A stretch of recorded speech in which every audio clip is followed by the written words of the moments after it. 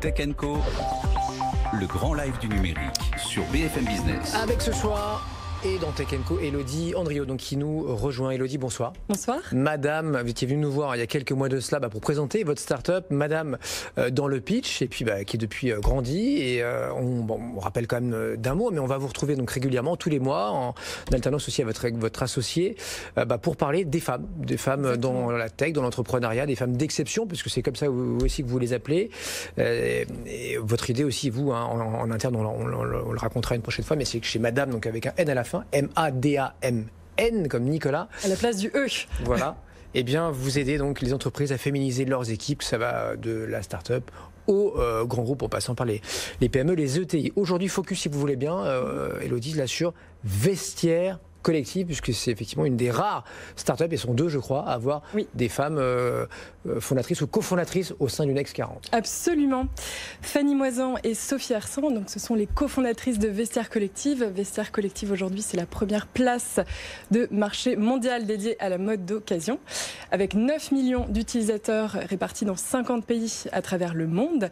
Et donc, comme tu l'as dit, Sébastien, Fanny et Sophie, c'est le binôme féminin du Next 40. Donc, en ce début de mois de novembre, à l'heure peut-être des premiers achats de Noël, pourquoi pas penser aux cadeaux éco-responsables. Donc si toi tu as peut-être une écharpe nichée dans ton placard que tu n'utilises pas, tu peux la revendre sur Vestiaire Collective et par la même occasion acheter donc une pièce vintage. Et c'est devenu quasiment banal là en 2019. En tout cas pour ta génération, les 25 et 30 ans, etc. Au début, quand ils sont lancés, c'est même pas une niche, ça n'existait pas en fait. Quasiment. Complètement. Au départ, c'est une bande de 6 potes, 2 filles et 4 garçons. Et Fanny et Sophie, elles sont garantes de l'ADN mode de l'entreprise, puisque donc elles ont toutes les deux évolué dans le milieu. Fanny, elle a grandi dans les boutiques de sa mère. Ensuite, elle est diplômée de l'Institut français de la mode à Paris. De son côté, Sophie, elle a étudié l'économie. Elle a rejoint donc une école de stylisme. Elles ont toutes les deux travaillé pour de grandes maisons. Et donc on est en 2009. Il n'y a pas beaucoup de sites sur lesquels on peut revendre ces pièces de seconde main. Et elles ont l'idée, face à ce gaspillage de la mode, de Vestiaire de copines, qui deviendra Vestiaire Collective.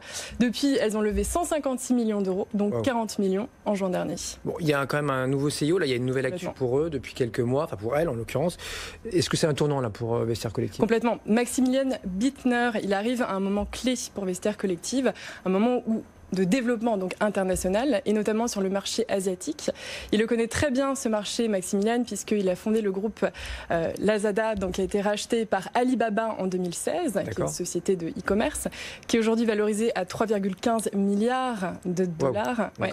Et Sophie et Fanny, elles vont en avoir besoin de Maximilian, puisque la concurrence fait rage. On a d'un côté la vague Vinted avec donc son positionnement sur des articles à prix bas et avec leur commission extrêmement compétitive. On a V-Dressing qui a été racheté par Le Bon Coin et qui est la seule plateforme à proposer à leurs acheteurs de renvoyer leurs articles s'ils ne sont pas satisfaits.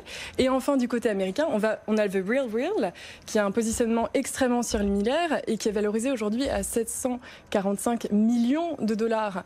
Donc, pour faire face à toute cette concurrence, Sophie et Fanny, elles ont imaginé donc un positionnement unique qui est de dire, si on va sur Vestiaire Collective, on a la certitude d'acheter des produits haut de gamme qui sont certifiés, puisque historiquement, l'ensemble des articles vendus sur la plateforme sont vérifiés physiquement par une équipe d'experts. Il y a de la tech évidemment, donc ça c'est sur la stratégie qu'ils ont développée depuis des années. D'un mot, dernière question, Elodie, le marché de la seconde main, là, est-ce que au-delà de Vestiaire Collective, c'est devenu un vrai marché ?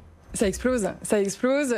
Il y a 10 ans, on était moins de 46% à consommer seconde main. Aujourd'hui, on est plus de 60%. Et il y a 2 raisons qui expliquent donc du coup le boom de la mode circulaire. La première, elle est bien sûr environnementale.